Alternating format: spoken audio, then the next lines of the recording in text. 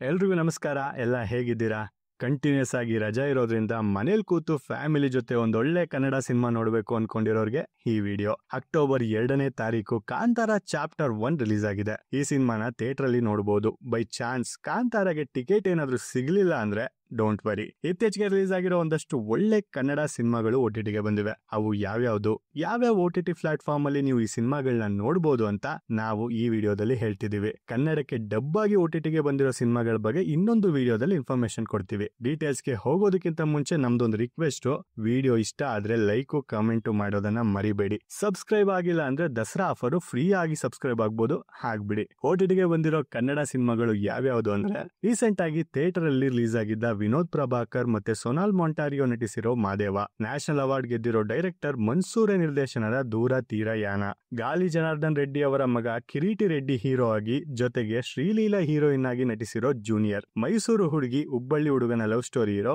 ಮಾತೊಂದ ಹೇಳುವೆ. ಇವಿಷ್ಟು ಕನ್ನಡ ಸಿನಿಮಾಗಳು OTTಗೆ ಬಂದಿವೆ. OTTಲಿ ನೋಡ್ಬೋದು ಅಂತ ಹೇಳಿದ್ವಿ, ಆದ್ರೆ ಯಾವ್ಯಾವ OTT ಪ್ಲಾಟ್ಫಾರ್ಮ್ ಅಂತ ಹೇಳಿಲ್ಲ, ಅದನ್ನ ಈಗ ಹೇಳ್ತೀವಿ. ನೀವೇನಾದ್ರೂ ಅಮೆಜಾನ್ ಪ್ರೈಮ್ ವಿಡಿಯೋದಲ್ಲಿ ಸಿನಿಮಾ ನೋಡೋದಾದ್ರೆ ಪ್ರೈಮ್ ಅಲ್ಲಿ ಮಾದೇವ ಸಿನಿಮಾನ ನೋಡಬಹುದು. ಸನ್ ನೆಕ್ಸ್ಟ್ ಅಲ್ಲಿ ಕನ್ನಡದ 2 ಸಿನಿಮಾಗಳು ಸ್ಟ್ರೀಮ್ ಆಗ್ತಿವೆ. ಅವು ಯಾವ್ಯಾವುದು ಅಂದ್ರೆ ದೂರ ತೀರ ಯಾನ ಮತ್ತೆ ಮಾತೊಂದ ಹೇಳುವೆ. ಇನ್ನೊಂದು ಕನ್ನಡ ಮೂವಿ ಜೂನಿಯರ್, ಇದು ನಮ್ಮ ಫ್ಲಿಕ್ಸ್ OTTಯಲ್ಲಿ ಸ್ಟ್ರೀಮ್ ಆಗ್ತಿದೆ. ಯಾವ್ಯಾವ OTT ಪ್ಲಾಟ್ಫಾರ್ಮ್ ಅಂತ ಕೂಡ ಹೇಳಿದ್ವಿ. ನಾವು ಇದುವರೆಗೂ ಹೇಳಿದ ಸಿನಿಮಾಗಳ ಬಗ್ಗೆ ಸ್ವಲ್ಪ ಇನ್ಫಾರ್ಮೇಶನ್ ಬೇಕು ಅಂದ್ರೆ ನಾವು ಮುಂದೆ ಸಿನಿಮಾದ ಡೈರೆಕ್ಟರ್ ಯಾರು, ಏನ್ ಕತೆ, ಯಾವ ತರ ಸಿನಿಮಾ ಅಂತ ಎಲ್ಲಾ ಡೀಟೇಲ್ಸ್ ಹೇಳ್ತೀವಿ. ಇಂಟ್ರೆಸ್ಟ್ ಇದ್ರೆ ವಿಡಿಯೋನ ಕೊನೆ ತನಕ ನೋಡಿ.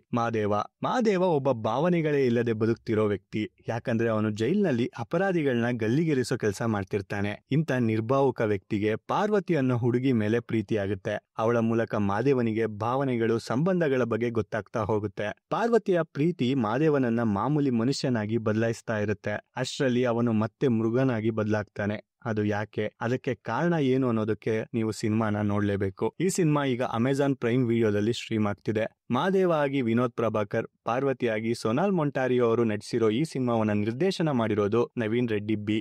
ದೂರ ತೀರ ಯಾನ 5 ವರ್ಷಗಳಿಂದ ಜೊತೆಲಿರೋ ಒಂದು ಜೋಡಿ. ಇವ್ರಿಗೆ ತಮ್ಮ ರಿಲೇಶನ್ಶಿಪ್ ನ ಮುಂದೆ ತಗೊಂಡು ಹೋಗೋ ಮುಂಚೆ ಮುಂದೆ ಏನೋ ಹೇಗೋ ಅನ್ನೋ ಗೊಂದಲ ಇರುತ್ತೆ. ತಮ್ಮ ರಿಲೇಶನ್ಶಿಪ್ ನಲ್ಲಿ ಹೊಂದಾಣಿಕೆ ಕೊರತೆ ಇದೆ ಅಂತ ಅವ್ರಿಗನ್ಸಿರುತ್ತೆ. ಅದಕ್ಕೆ ತಾವು ಎಂಗೇಜ್ಮೆಂಟ್ ಆಗೋದಕ್ಕಿಂತ ಮುಂಚೆ ಆ ಗೊಂದಲಗಳಿಗೆ ಉತ್ತರವನ್ನ ಹುಡುಕುತ್ತಾ ಅವರಿಬ್ರು ಜೊತೆಯಲ್ಲಿ ಬ್ಯಾಂಗ್ಳೂರ್ ಟು ಗೋವಾ ಒಂದು ರೈಡ್ ಹೋಗ್ತಾರೆ. ಆ ಜರ್ನಿಯಲ್ಲಿ ಅವರ ಒಂದಷ್ಟು ಪ್ರಶ್ನೆಗಳಿಗೆ ಉತ್ತರ ಸಿಗುತ್ತೆ. ದಾರಿಯಲ್ಲಿ ಸಿಗೋ ಒಂದಷ್ಟು ಜನರ ಜೀವನದ ಅನುಭವಗಳಿಂದ ಕೂಡ ಇವ್ರಿಗೆ ಸಹಾಯ ಆಗುತ್ತೆ. ಅದು ಏನು ಹೇಗೆ ಅನ್ನೋದನ್ನ ತಿಳ್ಕೋಬೇಕು ಅನ್ನೋ ಕುತೂಹಲ ನಿಮ್ಗೆ ಇದ್ರೆ ನೆಕ್ಸ್ಟ್ ಅಲ್ಲಿ ನೀವು ಈ ಸಿನಿಮಾವನ್ನ ನೋಡಬಹುದು.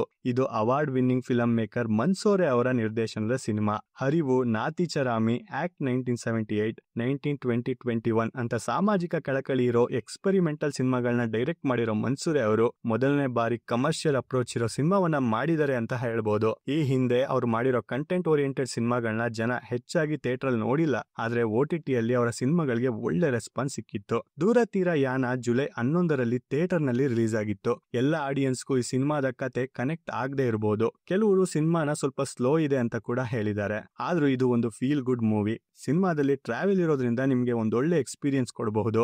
ಸಿನಿಮಾದ ಮ್ಯೂಸಿಕ್ ಅಂಡ್ ಸಿನಿಮಾಟೋಗ್ರಫಿ ಕೂಡ ಚೆನ್ನಾಗಿದೆ. ಸಿನಿಮಾ ನೋಡಿದ್ರೆ ನಿಮ್ಗೆ ಏನ್ ಅನಿಸ್ತು ಅನ್ನೋದನ್ನ ಕಮೆಂಟ್ ಮಾಡಿ ತಿಳಿಸಿ. ಜೂನಿಯರ್, ಚಿಕ್ಕ ವಯಸ್ಸಲ್ಲೇ ಅಮ್ಮನನ್ನ ಕಳೆದುಕೊಂಡು ಅಪ್ಪನ ಜೊತೆ ಬೆಳೆಯೋ ಹೀರೋ.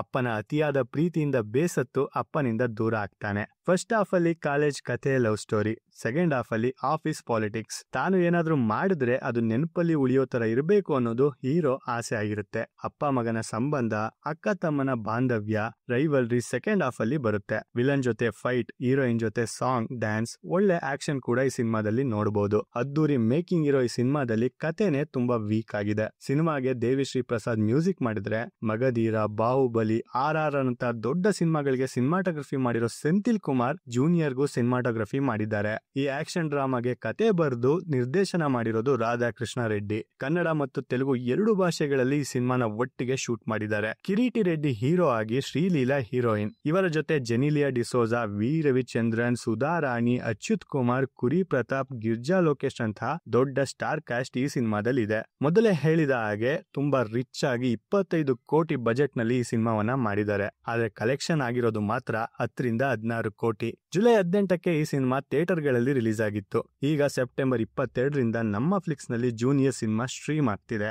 ಮಾತೊಂದ ಹೇಳುವೆ.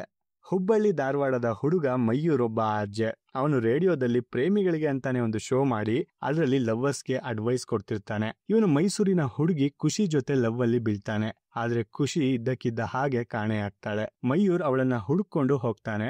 ಆಮೇಲೆ ಅವನ ಜೀವನದಲ್ಲಿ ಏನೇನಾಯ್ತು ಅನ್ನೋದನ್ನ ತಿಳ್ಕೊಳ್ಳೋದಕ್ಕೆ ನೀವು ಈ ಸಿನಿಮಾ ನೋಡ್ಬೇಕು.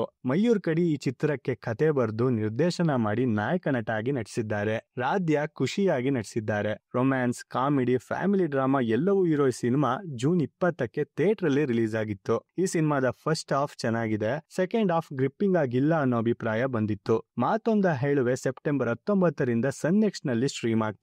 ಇದಿಷ್ಟು ಇತ್ತೀಚೆಗೆ OTTಗೆ ಬಂದಿರೋ ಕನ್ನಡ ಸಿನಿಮಾಗಳ ಲಿಸ್ಟ್. ಕನ್ನಡಕ್ಕೆ ಡಬ್ ಆಗಿ OTTಗೆ ಬಂದಿರೋ ಸಿನಿಮಾಗಳ ಬಗ್ಗೆ ಮುಂದಿನ ವಿಡಿಯೋದಲ್ಲಿ ಹೇಳ್ತೀವಿ. ಇದೇ ತರ ಸಿನಿಮಾದ ಅಪ್ಡೇಟ್ಸ್ಗಾಗಿ ನಮ್ಮ ಚಾನೆಲ್ಗೆ ಸಬ್ಸ್ಕ್ರೈಬ್ ಆಗಿ. ವಿಡಿಯೋ ಇಷ್ಟ ಆಗಿದ್ರೆ ಲೈಕ್ ಮಾಡೋದನ್ನ ಮರಿಬೇಡಿ. ಮತ್ತೊಂದು ಇಂಟ್ರೆಸ್ಟಿಂಗ್ ಸಿನಿಮಾ ಕಂಟೆಂಟ್ ಜೊತೆ ಸಿಗೋಣ. Thanks for watching.